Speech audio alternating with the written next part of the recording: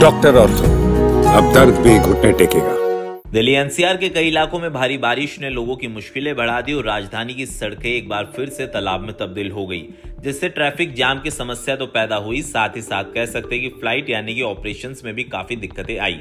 कई फ्लाइटें रद्द कर दी गई और 250 से ज्यादा कह सकते हैं कि फ्लाइट देरी से चली। भारी बारिश और जलभराव का सिलसिला दिल्ली एनसीआर में आगे भी जारी रह सकता है, क्योंकि मौसम विभाग ने फिर से बारिश की चेतावनी जारी कर दी और ऑरेंज अलर्ट जारी किया है। हालांकि मौसम विभाग की तरफ से कहा है कि अभी 7-5 दिन इसी तरीके से बारिश रहने वाली और दिल्ली एनसीआर, गुरुग्राम, फरीदाबाद इन इलाकों में भारी बारिश के बाद लोगों को दिक्कतों का सामना करना पड़ सकता है। हालांकि दिल्ली एनसीआर में पिछले 24 घंटे में भारी बारिश हुई है, जिससे निचले इलाकों में जलभराव हुआ, नालों का पानी सड़कों पर आ गया और जिससे जलभराव की समस्या एक बार फिर से दिल्ली में पैदा हुई। आईएमडी के अनुसार अगले 2-3 घंटों में दिल्ली के कई हिस्सों में और बारिश होने की संभावना है और आज रात से लेकर कल दोपहर तक बारिश की चेतावनी भी जारी करी गई है। उधर दिल्ली एयरपोर्ट ने भी यात्रियों के लिए एक एडवाइजरी जारी कर दी गई है। दिल्ली एयरपोर्ट ने कहा है कि मौसम विभाग ने दिल्ली में मौसम को लेकर चेतावनी दी है, जिसकी वजह से फिलहाल उड़ान संचालन यानी कि सामान्य है, लेकिन यात्रियों को सलाह दी जा रही है कि उड़ानों में जुड़ी ताजा जानकारी के लिए संबंधित एयरलाइन से लगातार वो संपर्क में रहे। अगर कोई भी एयरलाइन की आप टिकट बुक कर रहे हैं तो आप उस एयरलाइंस के अधिकारियों या फिर टोल फ्री नंबर पर संपर्क करें, क्योंकि दिल्ली में बारिश के चलते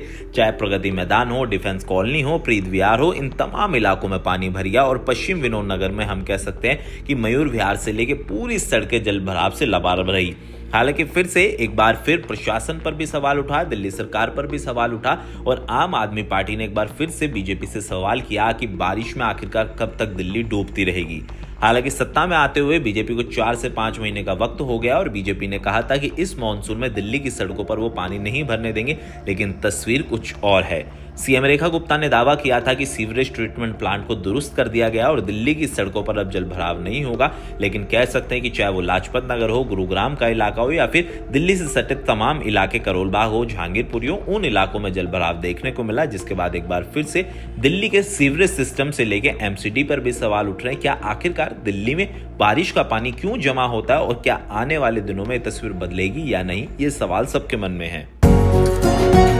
डॉक्टर ऑर्थो, अब दर्द भी घुटने टेकेगा।